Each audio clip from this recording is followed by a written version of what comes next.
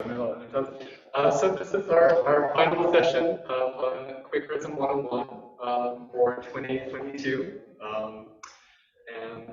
As you can see, we have a slightly different setup right now due to all the wonderful equipment that took out over sort of set up the meeting house. But our final session, this was originally supposed to have been the fifth session of Quakerism 101. However, we're doing it at the end, just due to some scheduling and being out. But we were just thinking here, it actually is a nice final to end with. It sort of is talking very much about our lives and how Quaker practice is actually part of that, part of our lives, part of how we are in the world and how we are with ourselves. So yeah, I guess we'll turn things over to Howard here to lead that. Also, feel free, since this is a new system, if you do at any point have difficulty seeing, hearing that we're with us, please do feel free. Please let us know. Yeah, we're doing the shakeout still. So the topic of this chapter was kind of a parallel to the topic on the chapter of the chapter on Quaker group behavior and Quaker group decision making, and this is really about how Quakerism is applied in the individual life, and how one lives those out, and there's a lot of interface there to how Quakers act as a group, but in some sense it's a I'm not going to go into this too much, but in some sense, I think it's a quote from Thomas Kelly, a famous Quaker thinker and writer from the first half of the 20th century,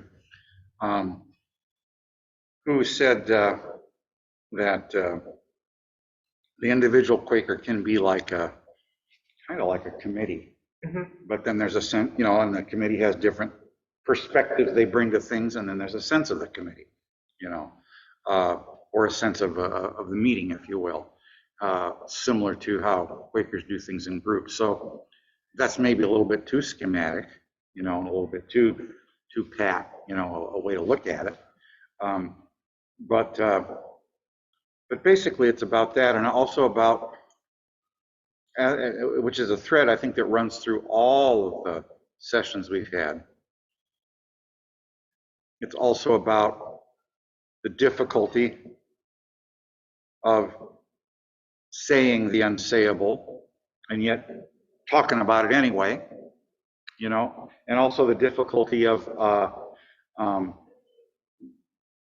having clear a clear idea of what Quakerism is without being able to talk about it, and therefore, there are certain things that Quakers know we're going to do and not going to do, and unfortunately, we can't point to a poster up there on the wall with our 10 principles or our 10 values.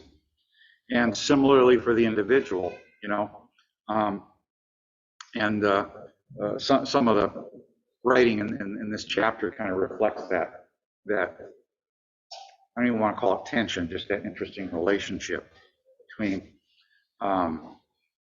that idea of there being a truth. There's that Quaker phrase, there's a single standard of truth, and yet Quakers won't ever tell you that for once and for all this is what that is in words. It's just a truth that unfolds. So again, this focuses on the individual and how the individual works, and so it focuses on, and so it talks about standing in the light.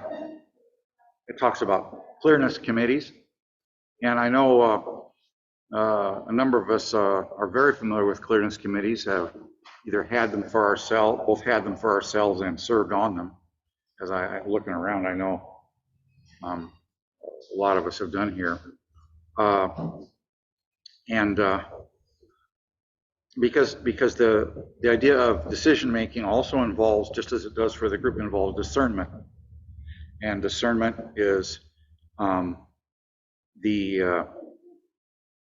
be done with oneself if one is willing to actually stand in the light of truth. One can do discernment with oneself. One can also bring in other people for one's own personal discernment, hence things like a clearness committee, to test one's leadings. That was kind of my preface to the whole thing. I don't know if we would like to maybe go into a little bit of silent worship at the moment, and if someone wants to speak out of the silence about either with a question or query about how,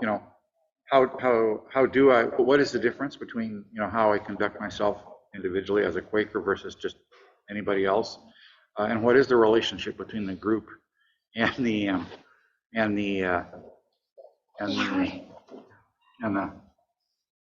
individual. Oh, is Amberly going to say something? No? Okay. Let's have some silence here. Yeah. Yeah, I think we need to probably leave that. Yeah. Yes. You want to sit here? Sit on that thing? Well, that's where we got the microphone.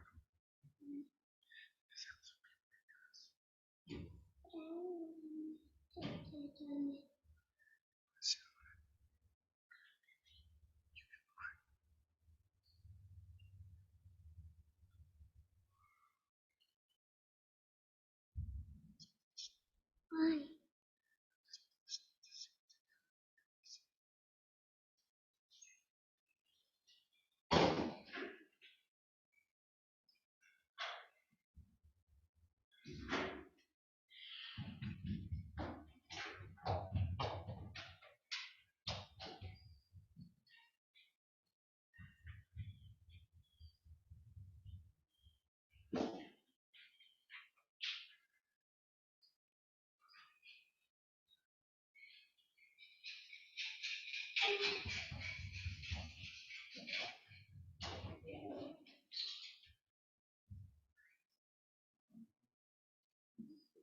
I'm very jealous of her energy right now. It's wonderful. She's sort of one thing that sort of struck me from the chapter, and in contrast to, probably if you watch some of the older videos from last year, we did a session that we sort of structured around the what are called sort of the testimonies, which there's a pretty simple sort of acronym for. It's SPICES, which is simplicity, peace, integrity, community, equality, and stewardship. And it was interesting since I guess in this book, he's clearly not Rick Sambler is not a particularly fond of that formulation. It doesn't seem like the effort to try to come up with a nice sort of codify a list of things that we do or that we hold or that are our values. I personally am not entirely clear. I hear where Rick Sambler is coming from in terms of that sort of codifying or laying out that list does tend to de-emphasize individual discernment and direct relationship, and that's really the only thing that we're looking at. But at the same time, simplicity, peace, integrity, community, equality, and stewardship, they seem like a really great set of values. It makes it very easy to sort of think to them when I have a question or I'm wondering sort of, so what is the Quakerly thing to do here? I sort of have a nice little shorthand almost to kind of help guide or direct my thinking. To that door right now. Excuse us. No worries. See you later, sweetheart. Okay. See your super speed. See your super speed. Your super speed. Here, everybody see it. Yeah, we'll show everybody your super speed. Can we see your super speed? Whoa, there there she goes. Oh my goodness. And she's gonna go right over there Oh, to that door. is she gonna go all the way around? All the way to the door. Whoa, good job. Let's go. Oh, wait, over there, over there. It's good. Oh, she's gonna. Okay, I'll see you later. I'll see you later. Oh, it's okay. Everybody needs to sit and be very quiet. Okay, please sit and be very quiet. So go ahead, James. Oh yeah, that was the total of my thoughts on that. So I'm wondering if it's not so much the testimonies or the naming of them that give him the problem, it's that use of the term values. And maybe it's just because values has become a loaded term in our culture. That's my impression a little bit. I think naming the testimonies, could be problematic. But there are certain testimonies like peace and simplicity. Now, one thing that some people say, I've heard Terry say this many times, and I don't know if it's an original statement with him. I think he was quoting somebody, but the idea is that if you don't have a problem with the peace testimony, then you don't understand it. Meaning that these are living things. They come out of our experience and of our testing of our experience. And so you can never say, for once and for all, this is the X testimony. This is the testimony of peace. This is the testimony of simplicity. Maybe if Quakerism lasts for another 500 years, we won't even have those concepts in the same way, and they will express themselves or coalesce around other words, that we have, that we will have in our culture.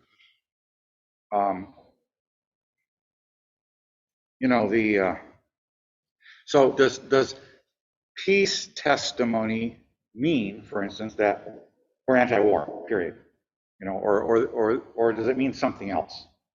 And as I recall from the chapter discussion, when Ambler discusses it, he kind of implies that it doesn't just mean a philosophical pacifism, it means something else. And he talks about some of the famous statements, that were made by George Fox and others regarding that, regarding the peace testimony. There's the almost surely apocryphal story, but it's the story people still repeat, about William Penn saying, well, because William Penn was, of course, military, he was a noble, and so carried a sword around. So once he become a convinced Quaker, he made some remark to George Fox or somebody about how, I guess I'll have to give up my sword now. And the again, probably apocryphal answer he got was, wear it as long as thou canst. Okay. Meaning not so much, hey, hang on to that sword as long, but hey, when it's not comfortable, you'll let go of it. So he was telling William Penn to trust his own discernment then? Trust your own discernment about when you're okay with leaving off that sword. That's an interpretation. Again, given that perhaps the entire exchange was apocryphal, but the fact that it gained a lot of, purchase with Quakers meant it does express something, that the Quakers felt was important. So. I actually read that particular story a little bit different. I read that when William Penn was told, William Penn was told, wear it as long as thee are able. I took that to mean, don't take it out of its sheath. Oh, I see. Back in those days, it was almost like wearing the wigs. It was almost like this style of clothing. It was a part of your clothing almost, and wear it, keep it right there. It was an artifact. Right, don't use it. I got you. Or wear it as long as wear it. Don't leave it here. Yeah. But again, even if that is the interpretation, it's not a prohibition. It's not prohibiting. He's not saying, okay, now that you're a Quaker, you just, oh, that's it. That's the rule, you know. So even as something as central to our self-image as Quakers is something that we have to keep revisiting and rediscerning, you know. And of course, there's always a danger with that we will fall victim to the convenience of the moment. Say, you know, as you always hear, whenever something, well, this war is different. This is the war to end all wars. You know? This is the war to save democracy. Of course, you know, this is the one time. You know, there's always a danger of falling into that. Quakers fell into that with the American Civil War to a large extent. You know, and lots of Quakers signed up and you know, joined the Union Army. There's a some of you, I don't know if anyone's familiar with a contemporary American Quaker writer named Chuck Fager. You're familiar with Chuck Fager? Yeah, his stuff. And I think your time coincided with Julie, his daughter, was a member of this meeting. She's moved out of the state now. But Chuck Fager loves to provoke people with kind of little quirky takes on Quaker history and stuff, you know. And so he has one on the peace testimony anyway. He has a little pamphlet, and he shows, first of all, he does show how that during the quietist period that we've talked, I think we've talked about the quietist period in here, where Quakers became very rule-based for a while, you know, and it was kind of the opposite of what we're talking about. You know, like, you know, they would do things like measure the length of the tassels on your furniture. This is the Victorian era, right? You know, and if they were too long, they'd snip them off or whatever. But they would have these, but they had testimonies too. But the testimonies were so. Chuck Fager quotes from Baltimore yearly meetings, annual queries that they would send out in 1850s and 1860s, all their monthly meetings and quarterly meetings, and ask how do these testimonies work, or how are the testimonies working? But they were things like, they were very, very nuts and bolts. They were saying, we find, you know, and they would write summary. We find amongst the yearly meeting in general, the testimony against swearing of oaths has been well observed. The testimony against gambling has been well observed. The testimony, all these things, you know, and the testimony against military service has been well served.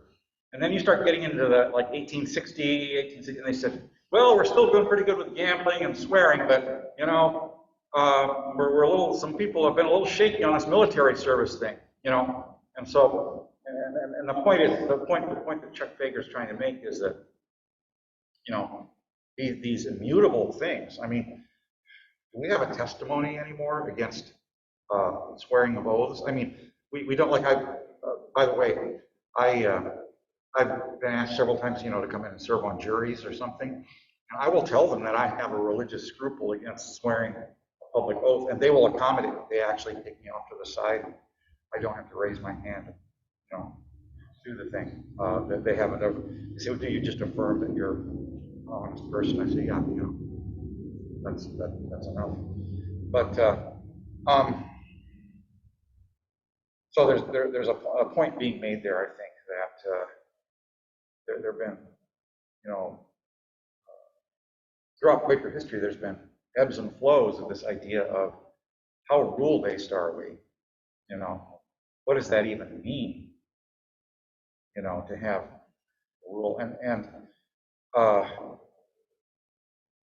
you know, I'm going back to this idea that, oh, maybe this, you know, since the peace testimony is something we re-examine all the time, well, maybe just this one time, you know, and Chuck Fager goes on to point out that Rhode Island, when it was first formed, had a majority Quaker assembly, and yet they were doing things like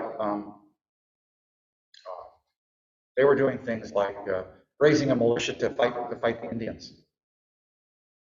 You know, so I mean, what was going on there?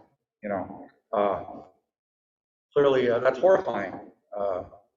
One of us, we would rather point to John Woolman, who's a generation or two later, who's in Pennsylvania in the mid 1700s, and who is moved to travel on his own and connect with the indigenous tribes around. And so, you know, that's where the famous phrase that you may hear, "Love was the first emotion," comes from.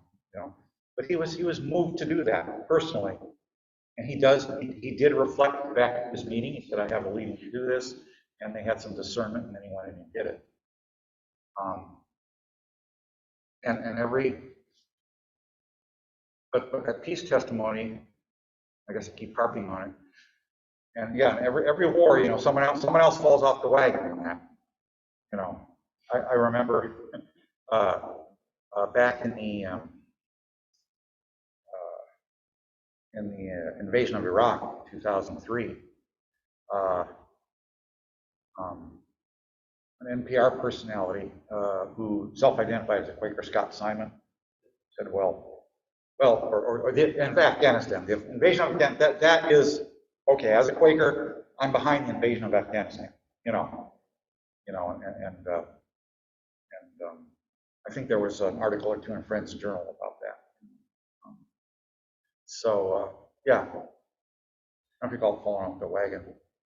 Okay, this is a parenthetical expression. You know where the term falling off the wagon comes from? It comes from the temperance movement. And they used to have parades, temperance parade. By the way, that was big. Quakers are big in that, so I'm not completely just off the wall. Quakers are very big in the temperance movement. One of those social experiments Quakers tried that didn't quite work was prohibition. You know, they were behind prohibition, as well as a lot of other people, including the Rockefellers, but that's another story. So they would have these temperance parades. This is the turn of the last century. And they'd have these floats, right? And on the floats, they would purposely get these very attractive young women, you know, would be waving, you know, out at the crowd, and they would say, it was a nicer way of putting it than what I'm going to say, but if you want to go out with me, you got to promise never to touch liquor. Lips that touch liquor shall never touch mine. And if you were into that, then young men were invited to come and get on the wagon. So the idea of, well, I fell off the wagon, meaning, oh, I took a drink, you know. That's where the term falling off the wagon comes from. Anyway, sorry. Just based on what you're saying, do you think that, so in the 1860s, when Friends felt called by their commitment to abolition to sign up, join the Union Army, do you think they were wrong in that discernment? I think as a friend, I can tell you what I would have done, but as someone who's not them, I can't say. I can't say. I do believe people were read out of meeting for doing that. So the Friends back then, you know, Quaker meetings back then definitely had a certain, you know, certain thought about that. Now, I remember, you know, of course, Quakers famously, you know, helped out with the Underground Railroad, you know, helping slaves to escape from slavery all the way north, maybe as far as Canada. And there might have been a conflict there with the integrity testimony, because if you're hiding a fugitive in your basement, what are you going to say when they come knocking at your door? You know?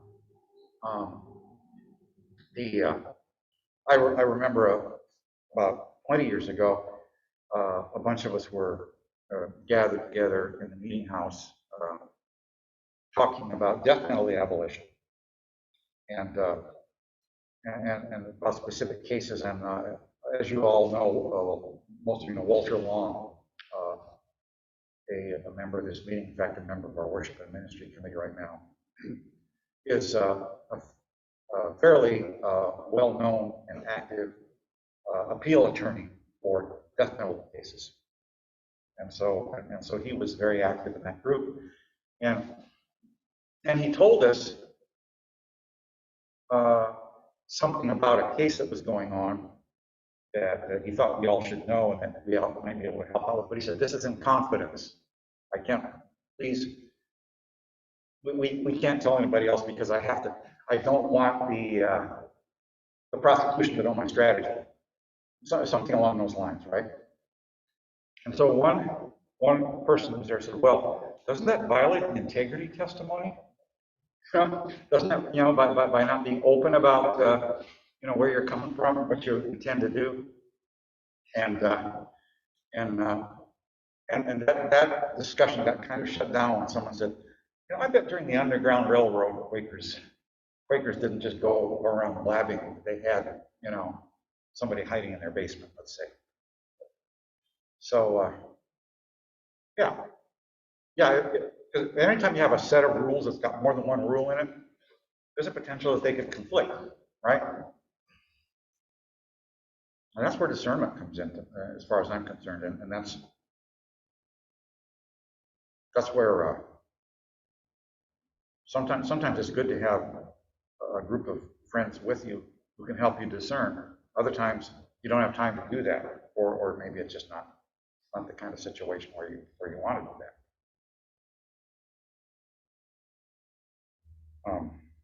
Anyway, I'll be quiet. Howard, I had a situation similar to that not too long ago on peace testimony with a friend who is a Quaker in North Carolina and another friend, in fact, Judy Hahi, who has been to this meeting, has visited this meeting years ago, and another friend who, let's just say, politically is very progressive, but is a non-Quaker. And we were talking about Ukraine. Mm-hmm. And again, what you said really makes a lot of sense to me. It really resonates, the idea that there is individual discernment and then there's kind of group discernment, because we had immediate opinions quite varied of what should be done, even among the two of us who identified as Quakers, which was interesting. The other thing that, and I mean, my stance was I'm a pacifist, and that's how I feel. I give everything to the peacemakers here. That's where the focus is. And, the idea, though, is the fact that the individual discernment at that point was varied. But we never did like a communal discernment of how that group would feel about it. So there is a difference. The second thing that you said that I thought was really good, that I think in Rex Amber, I think I didn't read all of the chapters, but I did read a couple of them, and I think it was in the book that he talked about the relationships between the testimonies. So simplicity and peace, how are they related? And they are, again, with individual discernment as you think about it. I mean, to me, simplicity is that of God in each person. And then how does that factor in with the peace testimony? There's relationships between these testimonies to me. But those are just thoughts. Look like you might be about to say something, Mitch. Oh, no. Okay. Of course, one of the more famous places, and I'm not sure because I haven't been in all these sessions and listened to all the recordings. Might have come up during the session that Jim did or in some other place, but one of the most famous places those testimonies intersect, I think that's why he's still so resonant, especially for American Quakers, is John Woolman's life. Because, of course, John Woolman, he has that famous statement in, I believe it's in his essay, A Plea for the Poor. It's usually appended to his journal when you get the book, and where he says, "Let us try whether our houses, our furnishings of those houses, and our other possessions, let us try what they are for us to discern whether or not therein might not lie the seeds of war." speaking directly to, of course, simplicity on the material plane, what he's speaking to there. The idea that John Holman, he didn't do it in order to make a statement to other people. He did it for himself, but it became a testimony, which is, I think, maybe a great definition of a testimony. He decided that because all of the dye making processes for dyeing clothes in the 18th century all ultimately came from processes that involved slave labor, that he wasn't going to have his clothes dyed anymore. So he wore simple, like probably was nondescript grayish colored clothes and the hats people wore, those funny 18th century hats, kind of the ancestor of the stovepipe hat. They're a little shorter, the broad brim like you see Quakers wearing. Those, of course, are made out of beaver skin, and so he didn't have that dyed either. And so he remarks he just didn't feel right wearing anything with dye in it, including his hat. He says something, I'm saying it in 21st century English, but he says, I did get a lot of comments because that year the style was to have white hats, some kind of white bleaching process. And he said, so I really stuck out. He said it gave me a chance to talk to people, even though that wasn't his purpose. His purpose is just for himself, which I think is, and then that idea that let your light so shine, that it becomes a pattern or an example.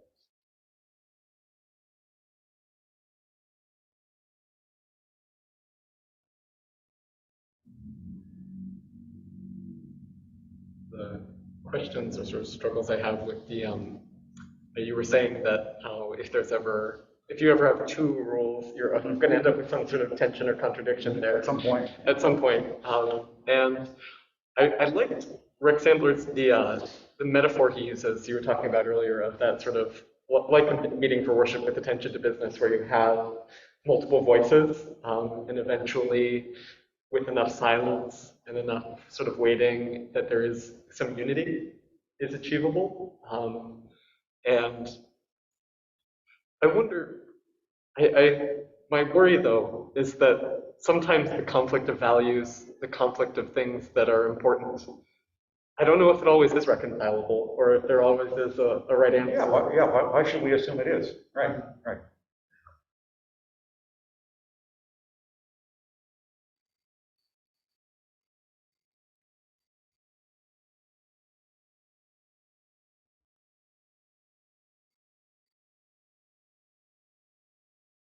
Sometimes that tension, though, that you mentioned, James, is important. It's important. This is me speaking. It's important to me to feel sometimes that tension between, and I'll say testimonies, but the tension, because it tends to sometimes drive me to discernment.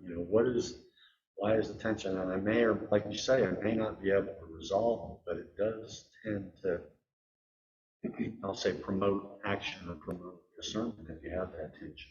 In a sense.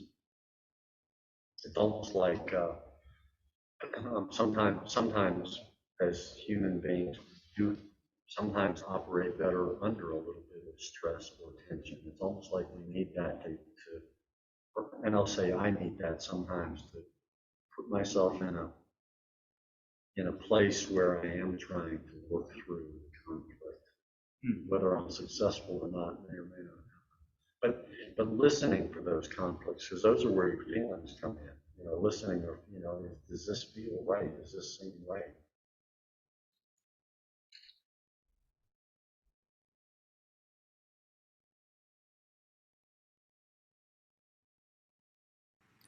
I'm reminded of a Peace and Social Concerns Committee where I said something like, if so-and-so were here, I can't remember who, they would raise this sort of question. And Liz Yates said, well, but they're not. and so we discern with those who show up. And so at least part of that, I think, is an acknowledgement that things might turn out differently if we had different voices at the table. But the testimony of equality and so forth, um, well, it leads us to be open to the voices that we are hearing, and to discern together when we can. And I like that because part of the act of discernment isn't like figuring out rebuttals or prebuttals or arguments against, or figuring out how to answer any objection. Arriving at unity with the folks who are present. And so, Howard, I like what you were saying to James's question earlier, which was really good, about the difference between having an acronym and not necessarily wanting to name the values, but just that the idea that the discernment is about testing within oneself or with others, and but both.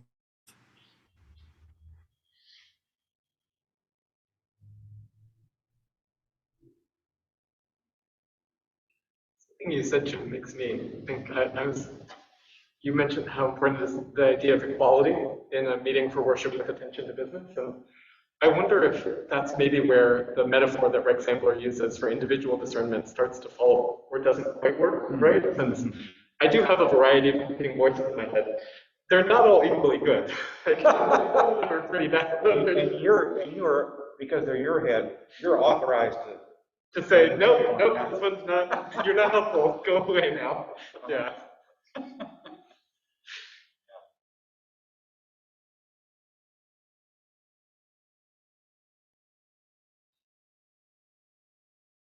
And the last few things that have been said here.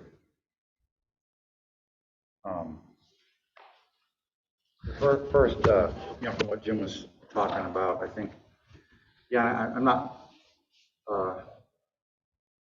I've been. I've had that called to my attention before, in the same way you have, Jim, when I said, well, so and so were here, et cetera, et cetera, and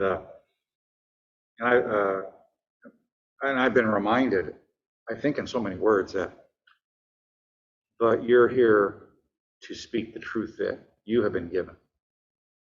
You don't know, what the truth is that other person would be given anyway, and you need to speak your truth. That's what you're here for, and that's always stuck with me. And then a couple things that, like what James and Chip were saying, and I think Jim was kind of implying it, is,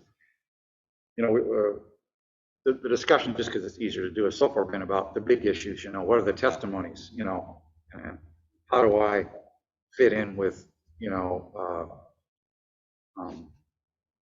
doing or not doing something? I'll tell you a story I just heard this morning from one of our members who has a daughter who has had her dream job. She's just out of college, right? She's got her dream job, but she's working for the U.S. House of Representatives. And when she joined, she told them what her convictions were. She said she was raised Quaker, and there were certain things that she. And then they said, that's fine, don't worry. And then this last legislative session, this upcoming one, they wanted to assign her to the Military Affairs Committee. And she did some discernment, and she quit her job. So just, that's on an individual basis. so we start to get to the intersection of the individual and the, you know, the group discernment, but going even further into the individual, you know, where it might be something where I have a personal issue, you know, and I need to get clarity, you know. I can call a clearness committee. Typically in our meeting, that's done.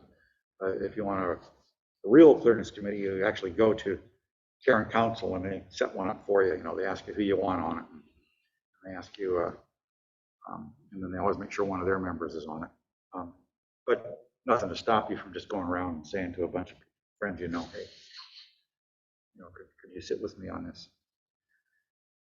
So there's those individual things. You know, they're not necessarily issues of war and peace or issues of the economy or you know, things like that. For instance,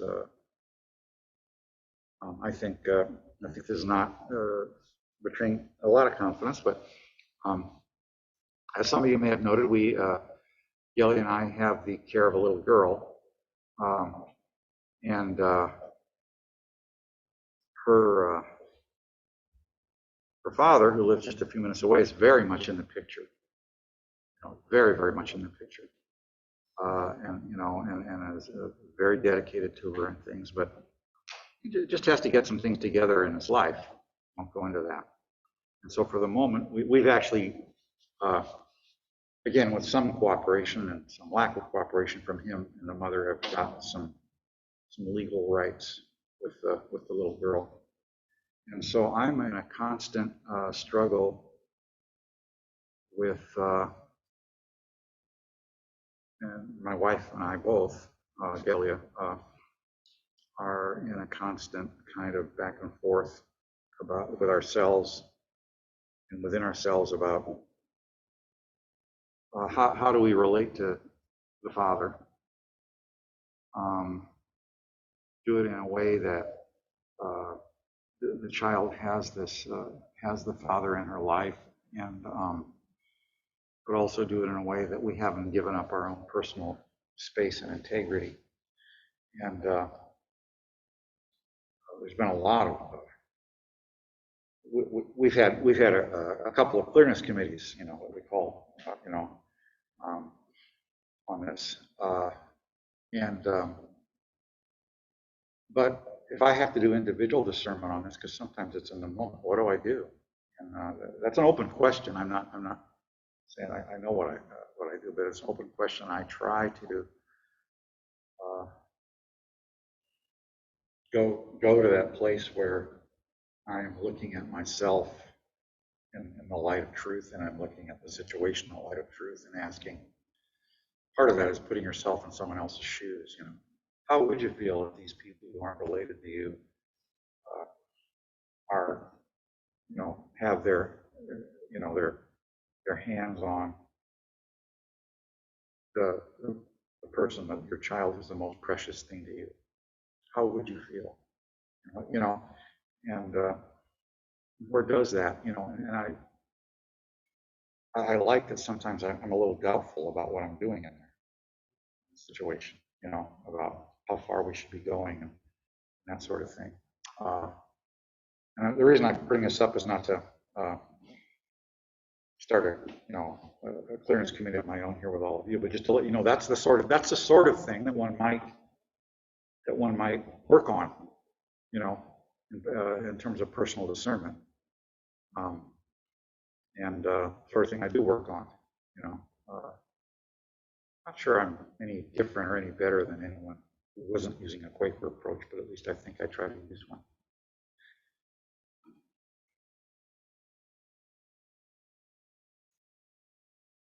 Sure. Yeah, sure. That already. I wonder, do you in those sort of moments of conflict use a sort of worshipful kind of discernment approach? What is? Yeah, I would like to think that I keep approaching closer and closer to that ability to do that practice. I mean, there's been a time or two where that completely breaks down. I mean, when you're in unexpected physical confrontation, it's really hard. Not that there has been I wouldn't call it exactly that, but just a very, what do they call it, a very, that's the dynamic situation that just, bam, comes up like that. Sometimes that's hard. I would like to think that maybe I get a little better at it because I spend time preparing myself. Not expecting that there'll be another one, but just saying, well, how could I have prepared myself as a different kind of person and have handled that one differently, rather than just yelling.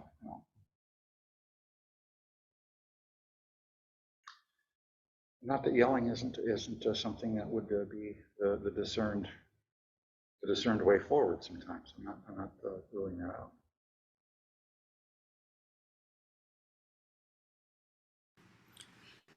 Your comments, Howard, remind me of something I read recently about meditation, which is that the benefits of meditation aren't necessarily the sort of thing that you feel during the meditation itself.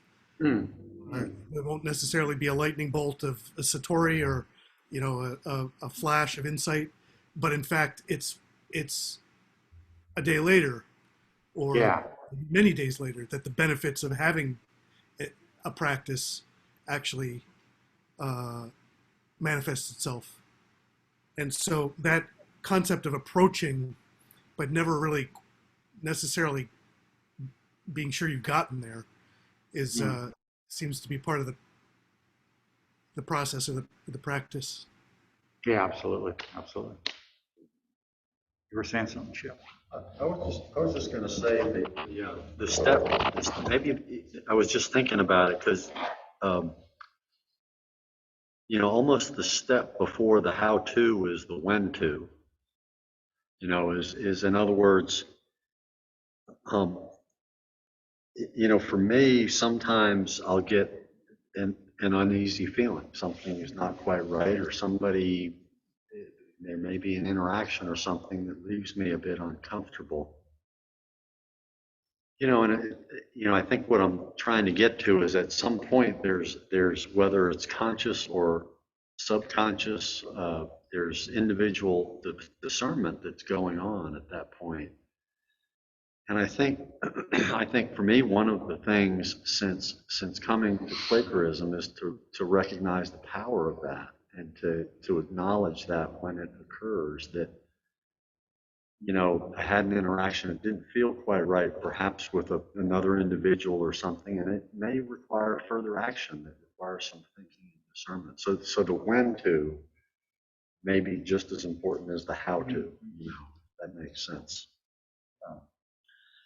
And that's probably very personal. I know for me, I'll get an uneasy feeling about something, a conflict, and maybe I'll be able to push it aside for right now. I'll say I'll deal with this later and come back to it. But it's a matter of,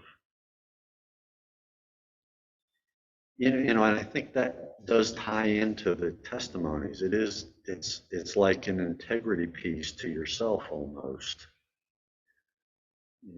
Anyway, those are just kind of thoughts of when to, how to discern.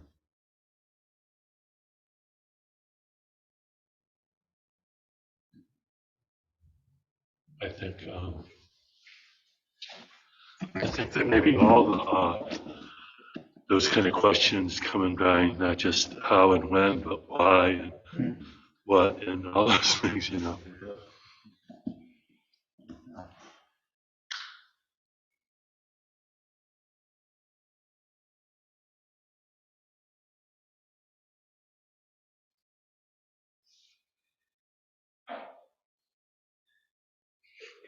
I guess I have a question for you, Howard, and actually for anybody here. Do you think how you've approached decisions in your life has changed since you've become involved with the Quakers? I think that's a question for anybody.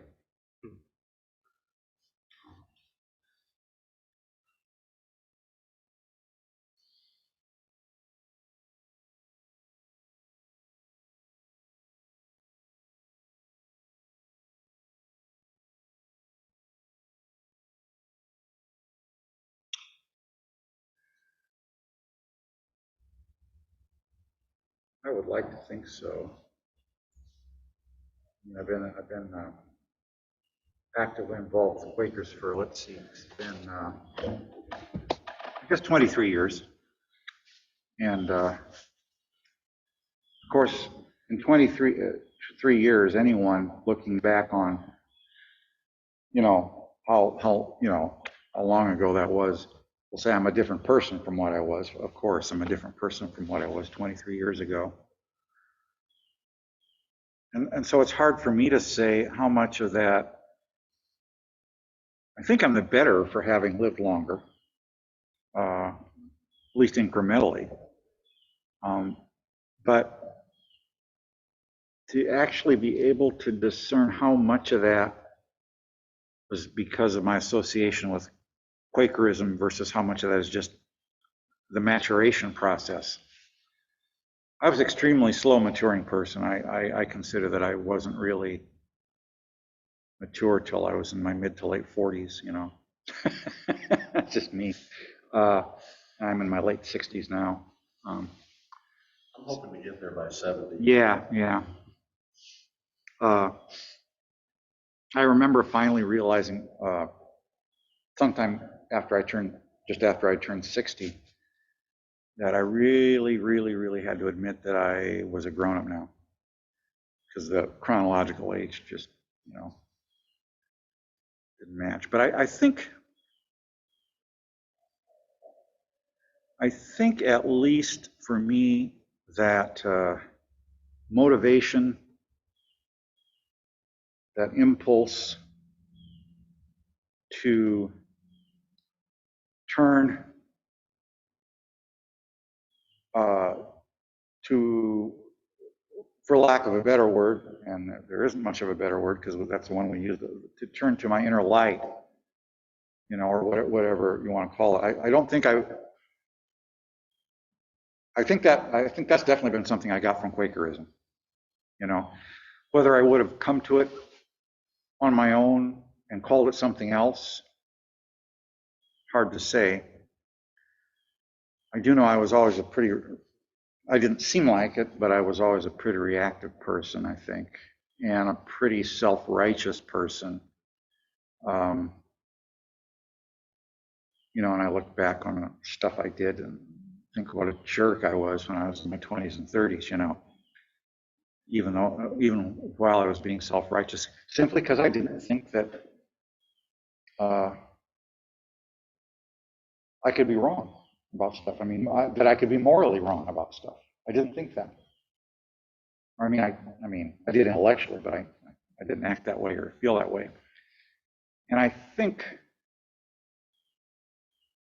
that recognition of my own, strangely enough, the whole idea of the inner light and stuff, it says there's that of God in you, but it also comes along, strangely enough, with also a recognition of your own moral fallibility, if that makes sense. I think because if you're able to start holding things in the light, holding your own, actions and other things that you do in the light, you're able to hold that off, not blame yourself, and actually admit to some of these things, some of these things that you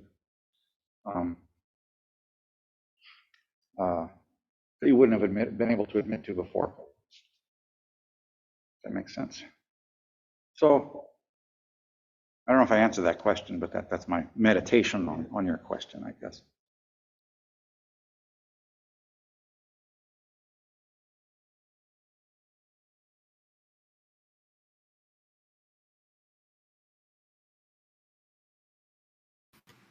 Well, I'll share that I was raised in the Pittsburgh Friends meeting, but sort of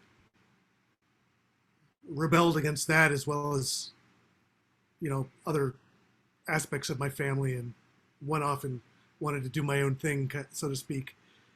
But moving to Texas and coming to Friends Meeting of Austin felt in a way like coming home, even though I've never been further away from my family as I am here.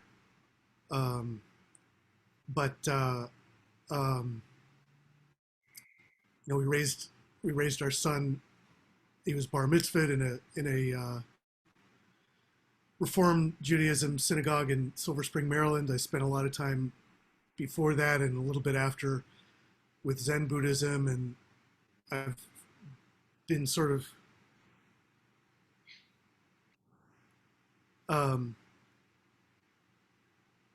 kind of a sense of myself wrapped up in this idea that there's a lot of truth out there. There's a lot of ways of being that are worth exploring, and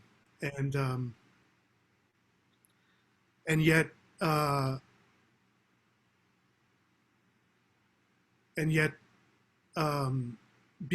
being led to join Friends Meeting of Austin was in a way, although it felt a little bit like it just, well, when I say like coming home, it's sort of like just really comforting and supportive and so forth, but also the start of something. Whereas, the story of the prodigal son, it's like, it's not that. You never hear, well, I mean, it's the start of something. The prodigal son is a parable about all the bad things that happened in the past and turning back to something. I don't know. I think about that, but I also think about, James, in answer to your question, what did I know and not realize I knew? And what did it take for me to recognize it? It took a while. But so part of the act of discernment is not necessarily, is this answer right or is that answer right, weighing of alternatives, but almost like blowing away the fog or raising the blinds on the window so you can see out, or I don't know what the right metaphor is, but to be able to see what was always there from the first.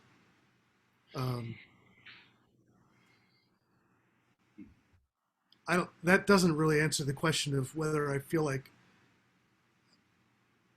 well, what was the question? Do you make decisions differently having become a Quaker? Yeah, and I guess for you, this question maybe doesn't quite work correctly, since it was how have you changed since becoming involved with friends.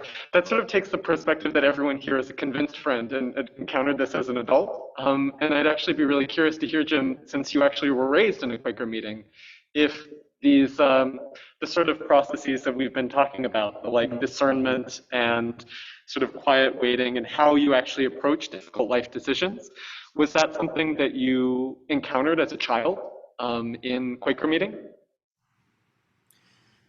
Yeah, it's a good question. I'm not sure. I'm not sure I did. I was raised in a meeting that was very, I don't know, the word noisy comes to mind, but that's not really the right word. People spoke a lot. There was a lot of testimony.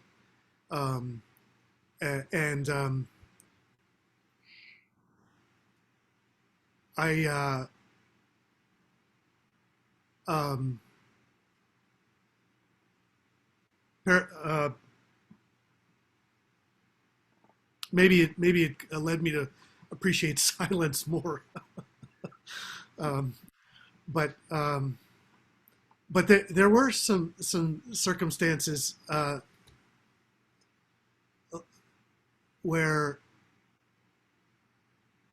I'll just give you an example. There was a young adults group, and it may have been 13, 11, 12, 13, something like that. A young adults group wanted to go off to 3 Mile Island to a protest. This was in Pennsylvania because of course, the meltdown had just occurred. And my parents wouldn't let me. I was the youngest of the group, and not really, I was just sort of caught up in the excitement of the protest, um, and and what they were asking me to do was to, think more about this and about my own reasons for wanting to join, uh, and not necessarily be so quick to jump into an action like that. I think they were also just a little worried about me, going off 150 miles or whatever. But that questioning, and this, the kind of like, why do you want to go? And can you articulate it? Was it seemed like a Quakerly kind of approach, like, let's discern this together. And in retrospect, I think, sorry, my internet connection is unstable.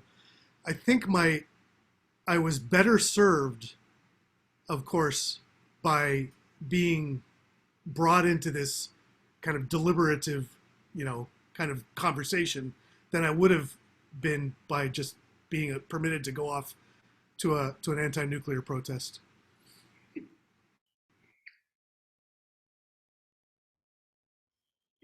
Just coming at that from the other end, as someone who did become a convinced Quaker at the age of, I guess, 47 or 46, 45, early 99. How old was I now? Oh, anyway. So was, me coming from that sense of complete moral self-assurance, completely unmerited, sense of moral self-assurance. And I knew what was right. Didn't have to think about it. And deciding, I'm finally going to check out the Quakers. I've heard so much about their activism. That was a big deal. I'd heard so much about their activism. And I was going to go in there and see if that worked for me. And I didn't have much notion about what Quaker spirituality or was like, or Quaker practice or anything. For all I knew, and I would have been perfectly okay. I was gonna show up at the first Quaker meeting, and everyone was gonna be there. We were making up posters for the next protest or something, and that would be the Quaker. I don't know. That's what I thought was probably going to be going on, right? Which I would have been totally down with. And I get there, and I walked into a meeting. It was this meeting, but a slightly different venue then. I walk in, and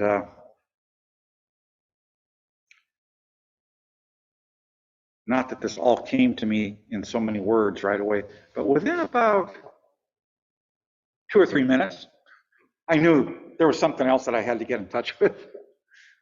It was like bam, and so I might have been one of the cases of Pauline style convincement. I was just bam, and I didn't even know what it was, but I knew that I knew that I was on my path realizing I didn't get it. Just like that, it just came to me that, oh, so there's something else going on here, something I had no idea of, and I want to be around for that. So that was kind of the other, coming from the other end, I later got the great examples and the great, teachings and stuff like that from individual and friends and the group of friends in this meeting, but or something. I just sensed that there was something I needed, something I needed to do here that I had no idea of before.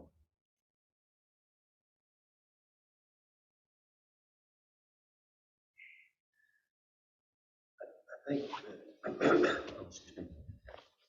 that makes a lot of sense to me, Howard, because and maybe in my words, you know, the question is, as a Quaker, how does it affect your discernment, right? Is this kind of the question? And I think what you said makes it rang with me, because I think, you know, and again, so I've been a convinced Quaker now for 2 years, maybe something like that.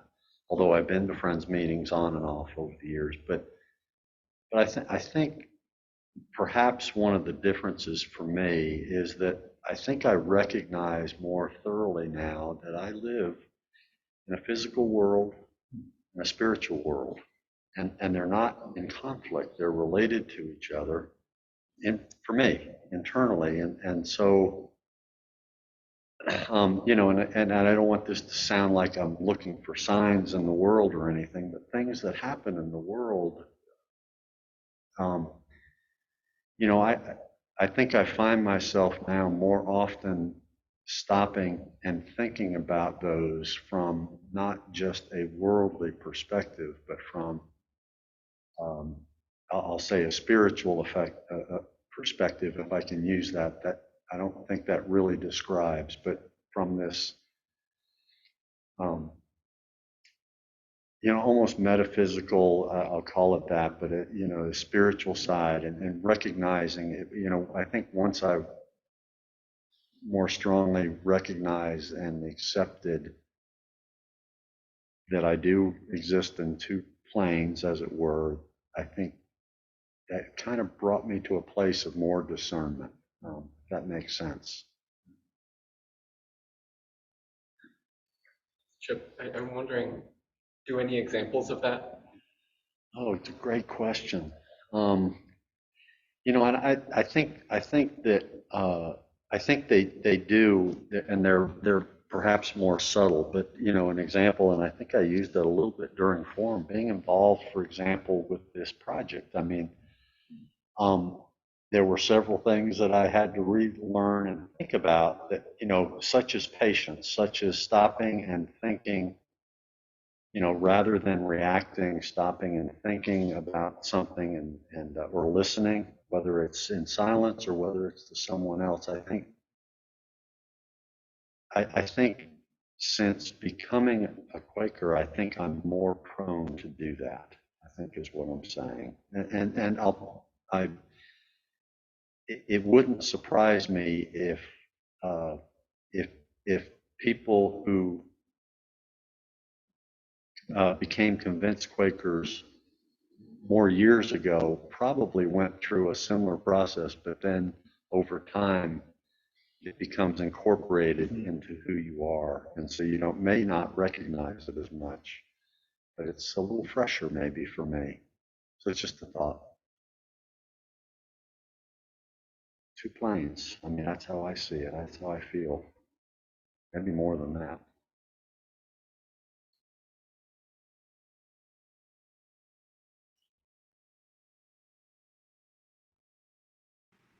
I'll take a little bit. Oh, sure, that might be a nice thing. I was looking up some quotes and things, and So it's about, let's see, oh yeah, it's about 2:11. So maybe come back in like 4 or 5 minutes, like around 2:15. sounds good. Sounds great. All right, we'll see you in just a few minutes. Grab a glass of water. Can I ask those participants who are online, since we are sort of on day 3 of testing this, how the sound is coming across? Yeah, you know, the sound is great with the mic that is on the stool. Right, for this setting, for forum right now, right? Yeah, so if you're closer to the mic that's on the stool, it works better. So moving that mic around is helpful. It seems to, there's like a room echo or something. Is that your experience, Heath? Yeah. And, I don't know how much it got discussed earlier, but during meeting, it felt like ambient noises were pretty loud, but discussion, anything that was vocal, felt kind of garbled a lot of time, depending on where the person was at. But with the single mic, that's been just fine for this. Well, thank you for that feedback. We're still trying to sort out ways that we can use the system to our best use, and it's not going to be one size fits all, that's for sure. So, Sure. thanks for that. Mhm. It Yeah, is, there was- you know, it there is was- set up to where if people are in the room and there's conversations, you gotta remember that anywhere in this room is being picked up by microphones. Not right now because I'm on the Bluetooth, but when I'm in the overhead mics, it's everywhere. And the background noise can be distracting. I wonder if some of it's the masks. That Absolutely. might be. There's absolutely, Jim. You know, this is possibly the hardest that we could have tested the system with masks on and Yeah. brand new system. But there was some comments in the chat. I don't know if you've got access to the chat from this morning's meeting for worship, but there was some comments in the chat about the ambient noise, some metallic kind of sounds and odd. The noises, it's like I say, these are condenser mics. They are very sensitive. Yeah. And so if I'm sitting here tapping on the table, Yeah. it's going to be picked up, and people on Zoom are going to hear that. So that's Yeah. something we've got to address. And there's some options. We can have somebody mute as we move along, or we can leave the microphones off until we get to announcements. There's a couple other approaches we can take. It doesn't. I'll tell you what. It doesn't really bother me as a remote participant, and I think it might actually motivate people to come to meeting more if they are bothered by the ambient noise. Speaking for myself, it doesn't really bother me that much, but I could tell it really bothered some of the other folks online. Yeah, if you could copy those chats, I did see them. If you could copy, because I won't be able to figure out how to get them off the computer. If you can copy Okay, them, yeah, I think I can track them down. I appreciate it. I did see them. But it is frustrating. I listened to Zoom for quite a while on my earbuds, and very clear, and then Zoom. So, that's kind of how it is. We're going to either learn to live with that. People can turn their volume down at home. That's really part of the answer. Turn your volume down at home.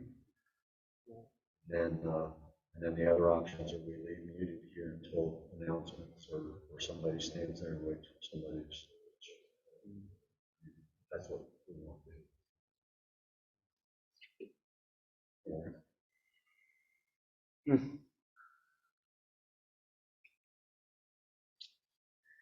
Grab some water too. That's a good Yeah. idea. Really hits the spot.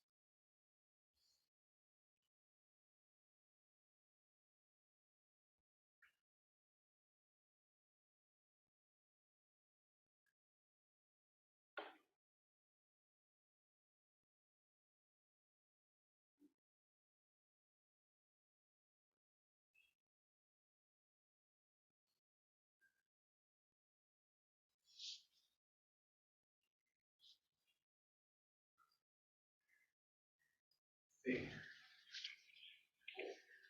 It's gonna be good to.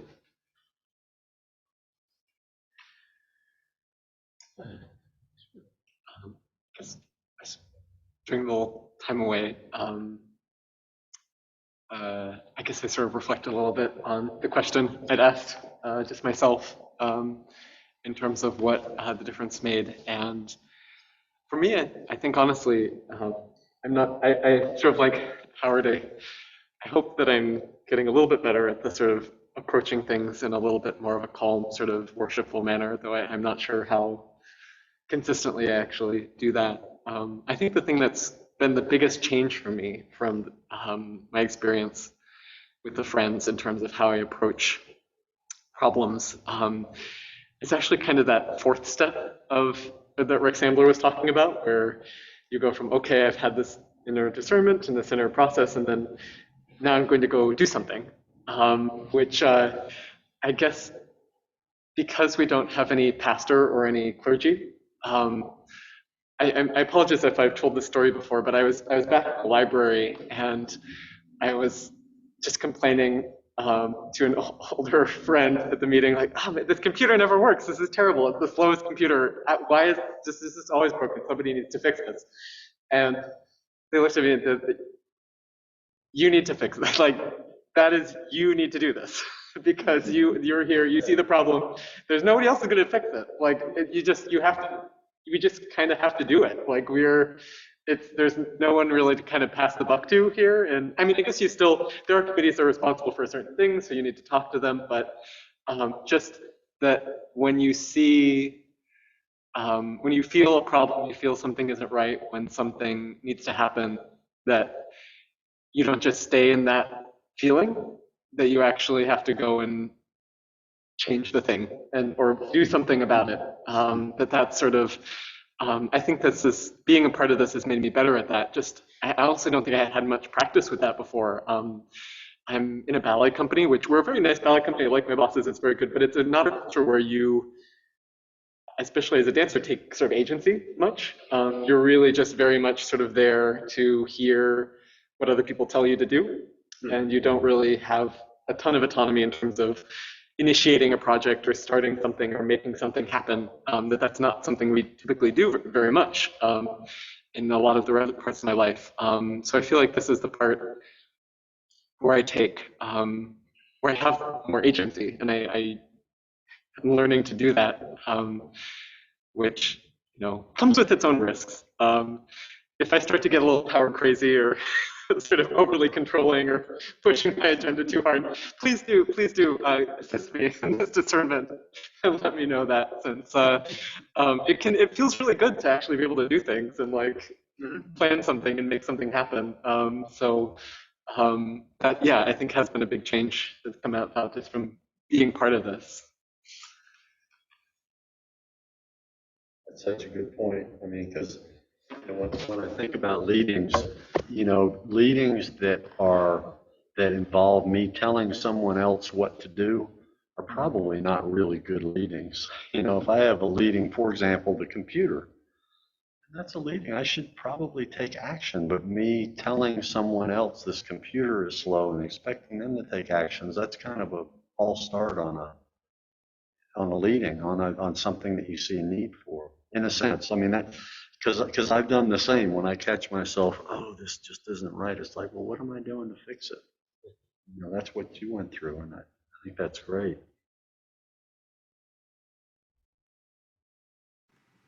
Yeah, this raises a question that I think I saw as the title of a pamphlet on the free rack, which I did not read, but it was a good title. When do you know it's a true leading?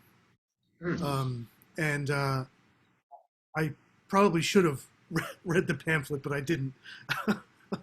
But it's a question that, it's like,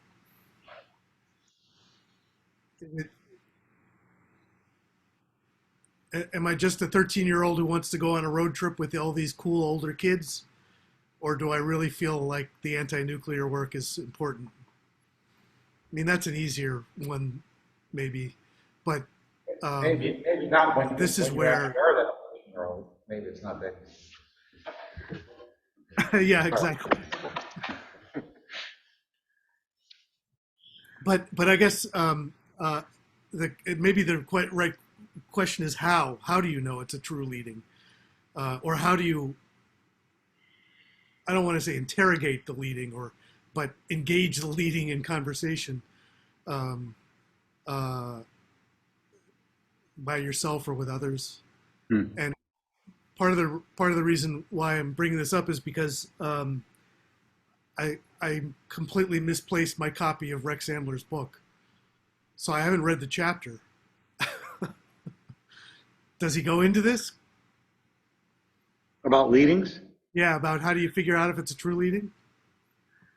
He talks about discernment, yeah, I don't think he, he gives you any guidelines. But, he says, hey, you form a clearness committee, you can use these techniques. He talks about his own process that he went on Rex Ambler went on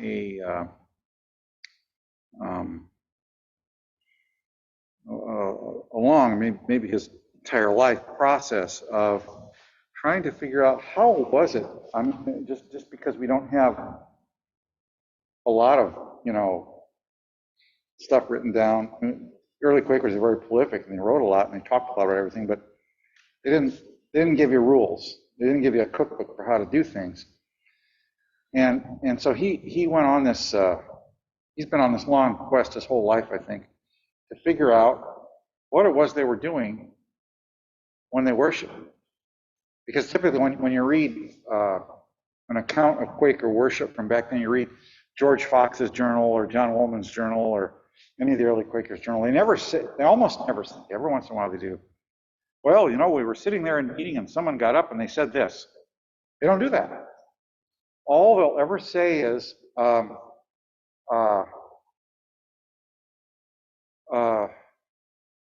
we had many great openings. I love that phrase. Yeah, we had great openings. Or sometimes we became very tender with each other. But that's all they'll say. They don't get into like how long were people continuously talking? Was there a lot of silence? Was anybody talking? What was said if they did? What kind of things were said? We don't know. And so, and I think, where was I going with that? I started out to make a point. Maybe something about leadings or about.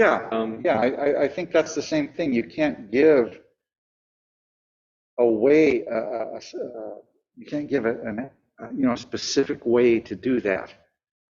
But he does talk about, he talks about it, but he doesn't say this is what you do. He does quote a very famous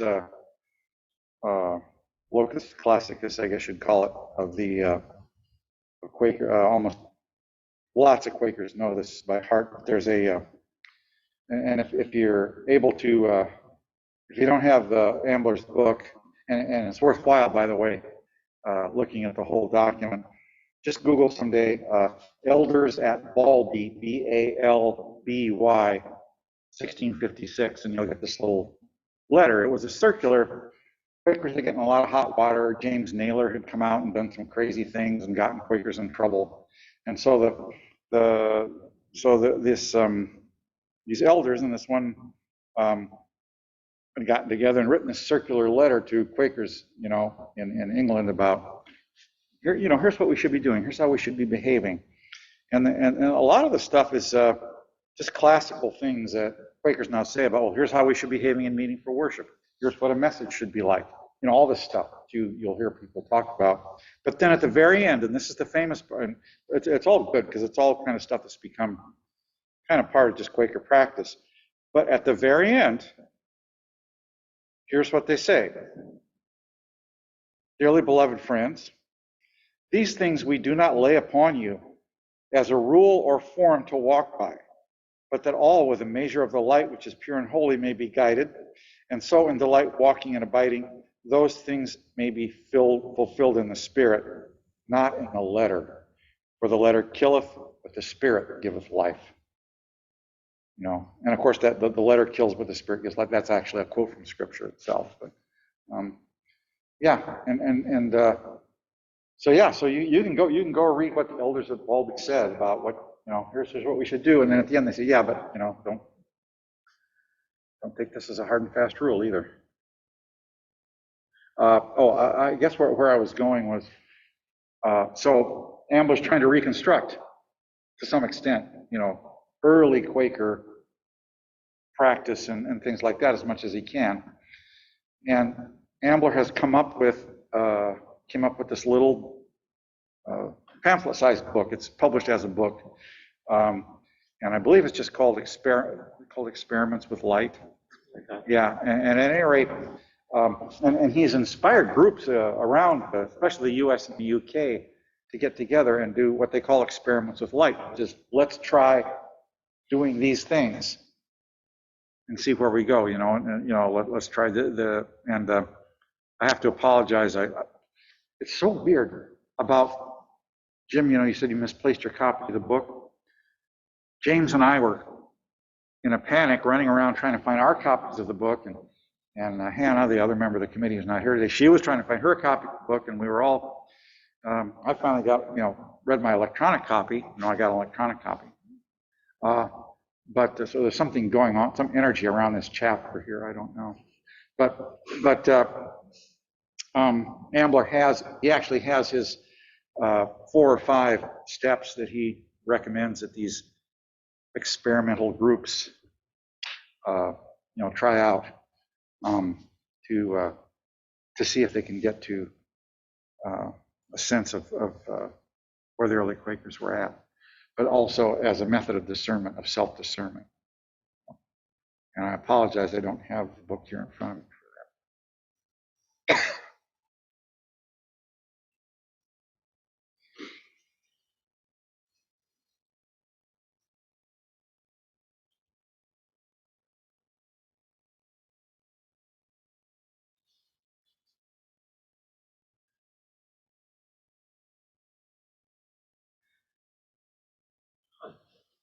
I'm curious, so just asking, and feel free to not answer this if you don't, but like I'm wondering, sort of Heath or Lulu or Mitch. I know that you might not have been coming to meeting for terribly long, but has sort of thinking about these topics or engaging with things in a Quaker way changed anything about how you approach other problems or situations or dilemmas that you've encountered?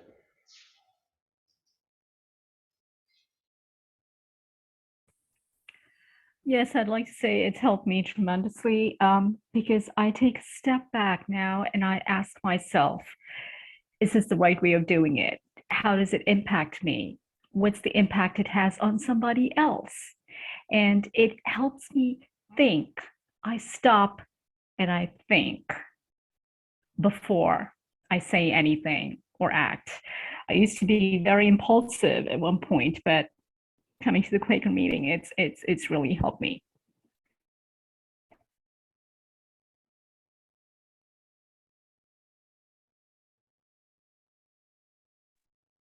I would say it's been pretty similar for me, especially taking things more on a day-to-day or moment-by-moment basis with trying to bring some of that discernment in. I think with some of the bigger and heavier things, I very much describe myself as a pacifist and very much I identify that way. And for me, it's easy to have a blanket statement of, oh, I'm against war, I'm against violence. But when I really bring it down to the more like interpersonal level and think about that concept of the seeds of war and really try to view my my interactions or even just my thoughts towards other people, that's been very challenging and very enlightening lately to try to bring some of that light into those smaller interactions and moments.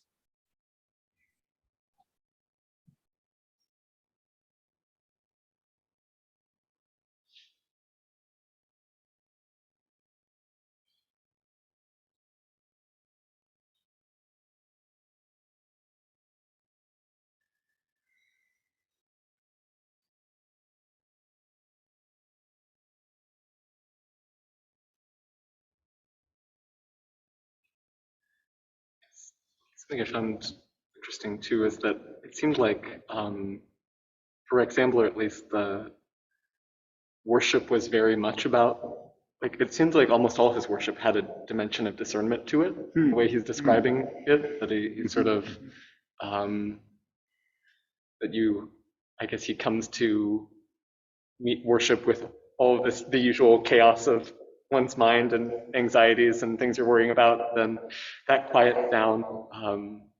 But then that, and this, I found an interesting process. I was thinking about this in worship today. Then he comes back to those things that he was, or one of those things maybe that he was worried or anxious or sort of upset about, and tries to hold that in sort of a worshipful way. And that sort of gives him some sort of new perspective or maybe even a resolution to whatever it was that he was worried about. My initial experiment with that today was not entirely successful, I have to say. I was not, I don't know if I was able to quiet down enough. But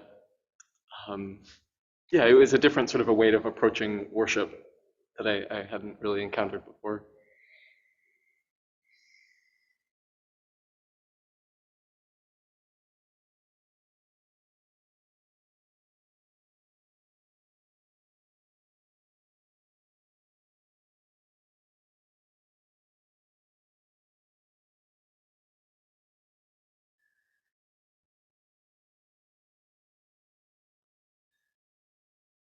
Question for, like, I guess for you, Howard, as well as Heath and Lulu, you were both talking about this too.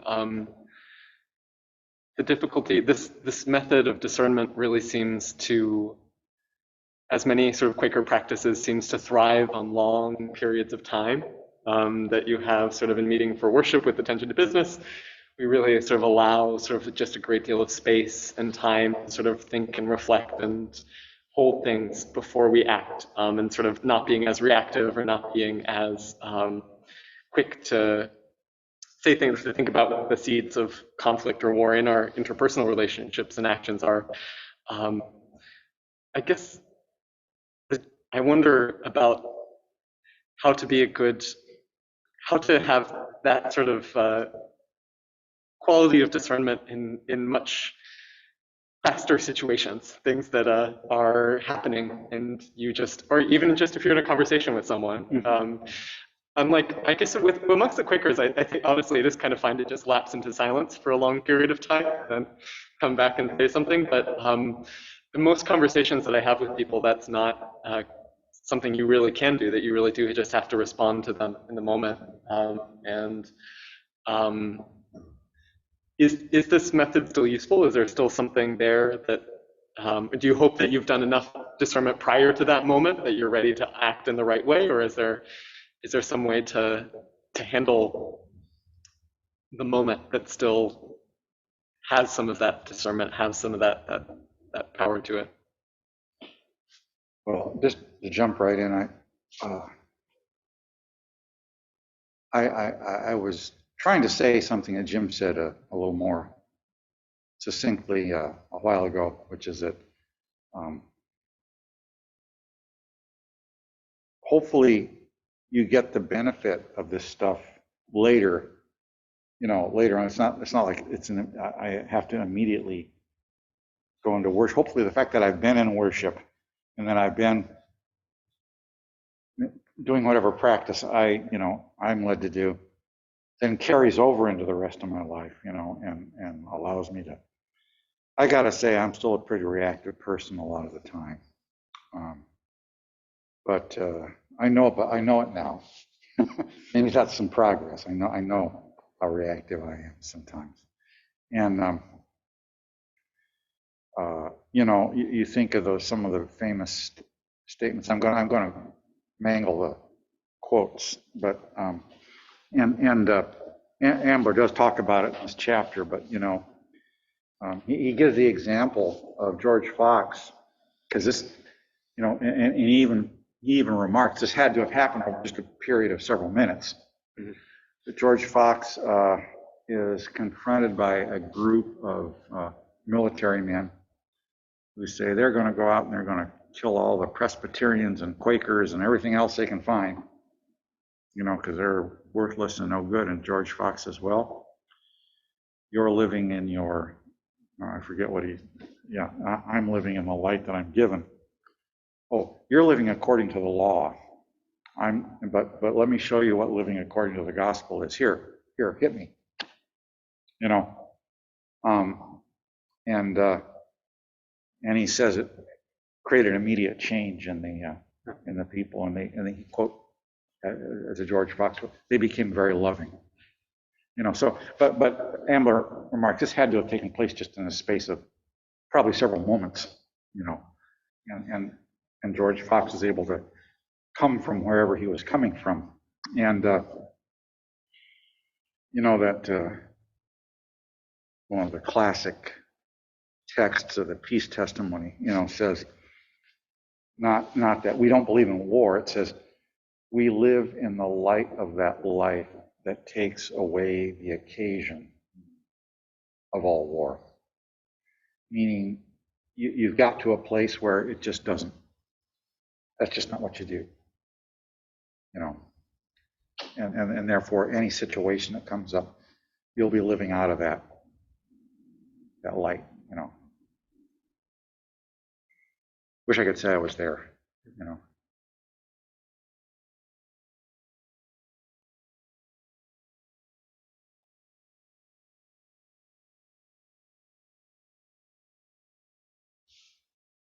It may be.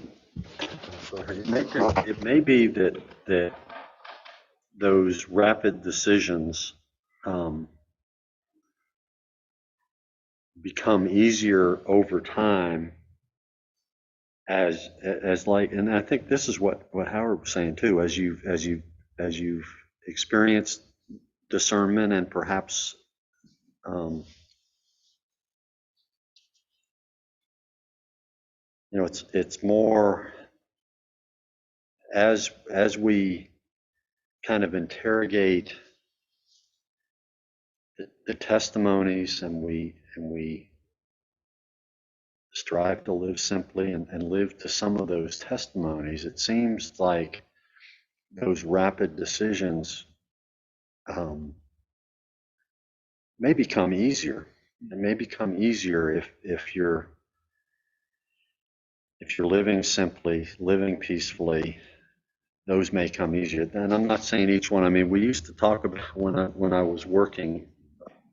Is it easier for you to make $1 million decision or a $500 decision at work?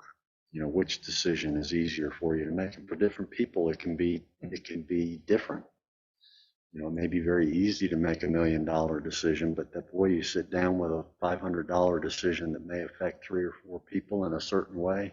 That may be a very difficult decision. And you know, I think, you know, maybe it's a matter of being gentle with yourself. You know, if you're in that situation and you have to make a decision, being gentle with yourself. I'm not sure, I'm kind of rambling about it now, but certainly in life there are times where we can't send it to committee. You know, that's the bottom line. We have to make some decisions.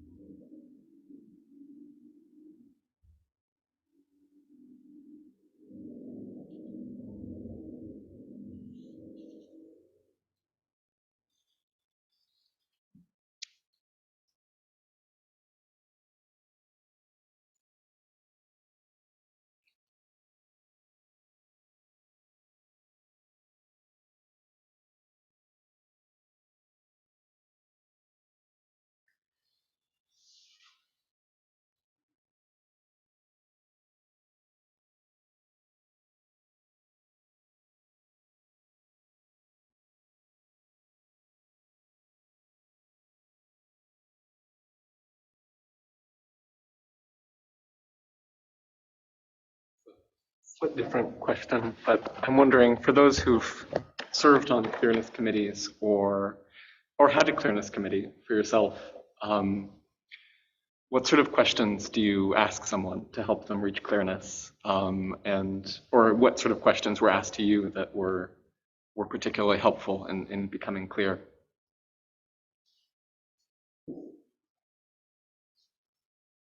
I'll just say, depends on the type of clearness committee. For instance, there are clearness committees that are for specific things that Quakers require clearness committees for. Two things would be marriage and membership. Okay, and for those clearness committees, there are some questions you would obviously, that would obviously occur to one to ask, such as,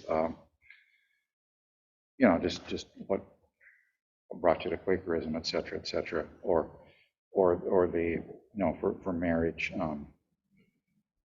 how do you handle differences, that sort of thing.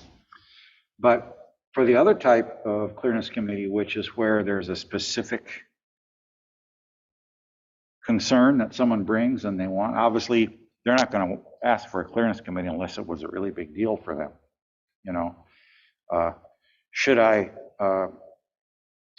take this job that would require me moving across the country?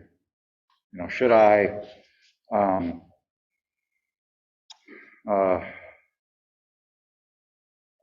should I get divorced, say, or whatever it is, right? For those, the questions arise out of what the person is telling you. And so there's no clear way, and you really have to sit with it. And there has to, I think there has to be a lot of silence in a clearness committee. And I will admit to none of these people are here anymore. But there was a clearness committee. Well, none of these people are around anymore, so I guess it's okay to bring it up. Should I be in a polyamorous or relationship? Someone wanted to know that, and obviously different ones of us who were on the clearness committee had different takes than that person might have had about whether that even works, or is it a good idea, or maybe it's okay.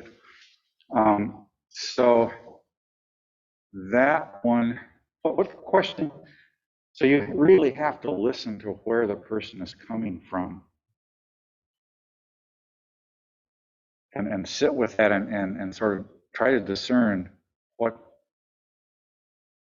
and you try to discern a question that would help them throw a light on it.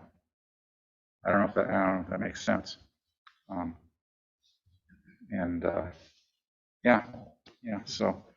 So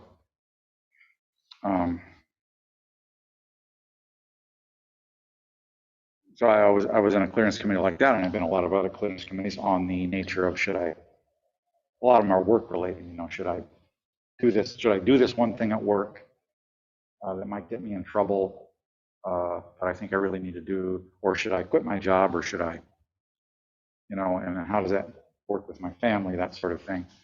A lot of them are clearance committees about things like that, but you really can't, other than, like I said, for like marriage and for membership, where it's fairly obvious what would help the person, or the people discern what they're going to do. It really comes out of the moment,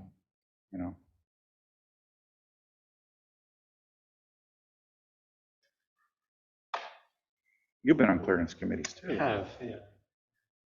I know you have. Maybe, I don't know if the other two of you have served on a clearance committee, or Jim has, or. Yeah.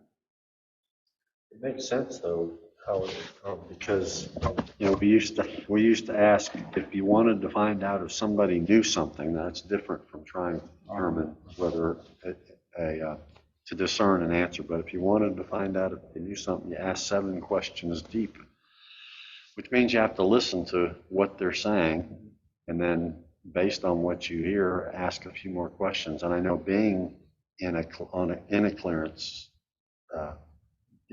being for membership, being involved with the clearance process for that, the questions were great, and they were based on what I was, what I was responding to, and I found at the end of that I had come to a place of better clarity, which is the purpose, right? That's the whole purpose of it. But the questions, and there's a part of that too.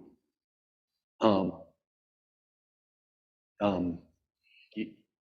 I found for myself that it's not too hard for me, but I did find the times I had to lay aside any defensiveness during that. I had to be open to the questions that I was hearing and respond honestly, of course, in order to get to the point where it was clear. I don't know if that answers the question, but that's kind of experience from being involved with clearness, not from being on the committee, but being involved. First one of those.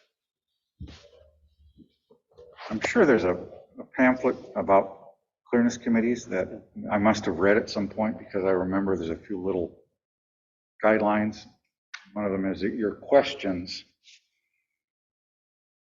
should be not leading questions or rhetorical questions.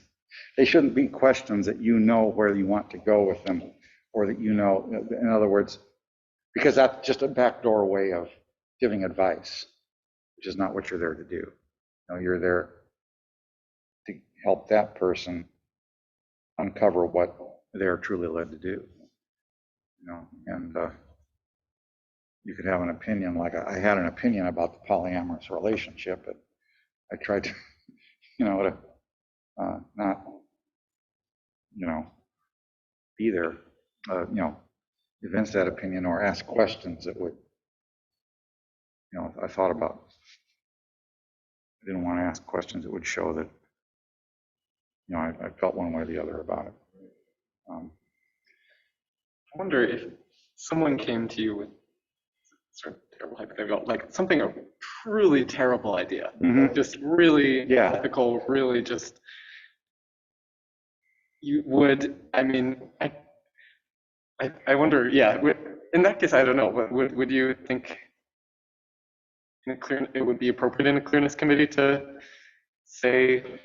express how you felt, or is it still something that you need to respect their inner discernment and just ask a question? Here's my thought on that. I have thought about that sort of thing. And I think that there is something like where it's the sort of thing that involves clear, immediate harm to someone else that they're asking about. You do need to do something, I think, that goes beyond that. But if it's just highly, highly, highly unethical, like trying to get an idea of something that's highly, highly unethical but doesn't involve clear immediate harm to someone else. Just stealing from your company or something. Yeah, maybe something like that. I mean, stealing from your company, deciding that you have this ability to buy an apartment complex that you could flip for a profit of $1 million if only you kicked everybody who lived there out. I don't know, something like that, right? Of course, one might argue that is immediate harm to other people, but maybe you got a few months. I think I would try. I mean, again, if it didn't involve immediate, harm to other people, I would try to engage. I mean, I have been in, like, as I indicated, I have been in at least one clearness committee where I clearly felt the thing that, it was like there was this thing this person really wanted to do, but they wanted to get validation. But I was very appreciative that they asked for a clearness committee. And I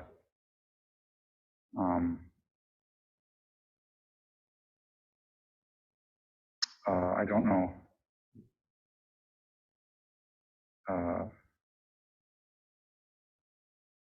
I really wanted to help that person get clarity. I really did. Because if I had said, just don't do it, it's really bad. That, you all know how people react when you hear something like that, you know. I mean, it doesn't deter them.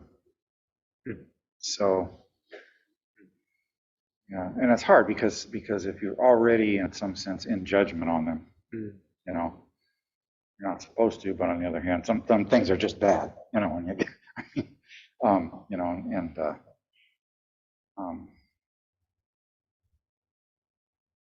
what do you do about that? You know,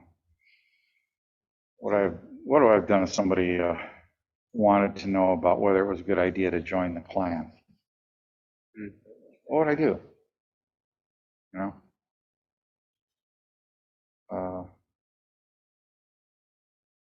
yeah. I mean, to me, that would be an example of that. You know? Yeah. But I would think in that case, you know, let's go to the, you call it a polyamorous relationship. I mean, in that situation, it would seem that the questions could lead to that. You know, I mean, first is why. You know, and have you talked to your, if that means more than one partner, have you talked to your more than one partner, and start to probe and to explore those types of things without expressing opinion or judgment in any form. But it seems that the questioning process might lead to some, we'll call it again, individual discernment by the individual that perhaps did come against, you know, something that doesn't feel quite right. Because I was amazed, you know, even in the membership clearness committee, I mean, the questions from a few, they were great questions, and They're not cut and dry. no, they're not cut and dry often, and they can be very personal, you know. So, interesting.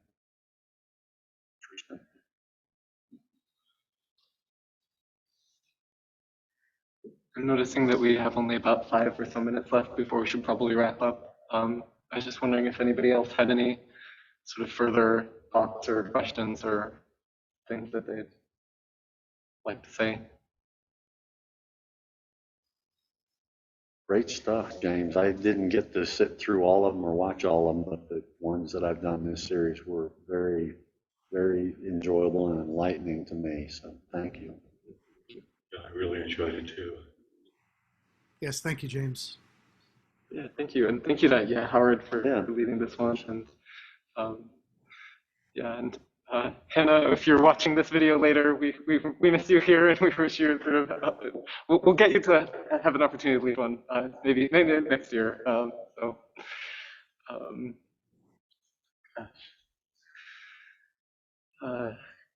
Yeah, thank you all. I really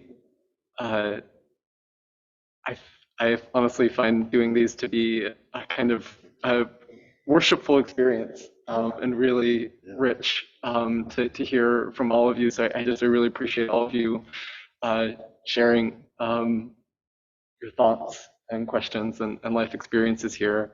Since I feel like every instance of Quakerism 101, true to the spirit of Quakerism, is kind of an experiment. We're always trying something a little bit different. It's always slightly just a different thing. Please, if you have thoughts on how this particular experiment went and ways that it could be more helpful, we've been trying to do this every year, and it would really help adult religious education to know if there are ways that we could help Quakerism 101 to be as helpful in people's spiritual journeys as it can be. So if you have thoughts, either you can email me, I think I've emailed all of you guys recently, or ARE@austinquakers.org for adult religious education. That'll send it to everybody on the. And there are people who come to these, like Mitch, has faithfully come to these for a number of years. I don't remember. Oh, but it's always great to have your presence here at Quakerism 101. And if you have suggestions, both in terms of the format, of how we do these things, maybe there's, I don't know, different way to run them, or the content, the exact things that we deal with in each session. Either way. And as James always says when he announces these, we try to make these so they are all independent of each other. Clearly it's a series, but you should be able to walk in and do any one. It's kind of like a fractal or like a hologram. It's like all one big image. If you cut a piece out, you still got the whole image in there somewhere, a little more blurry maybe. Try to do it that way.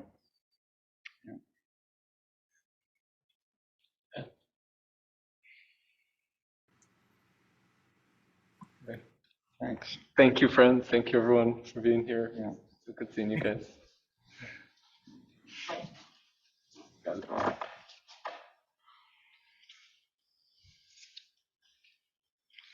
Okay. Very good. Thanks. Yeah.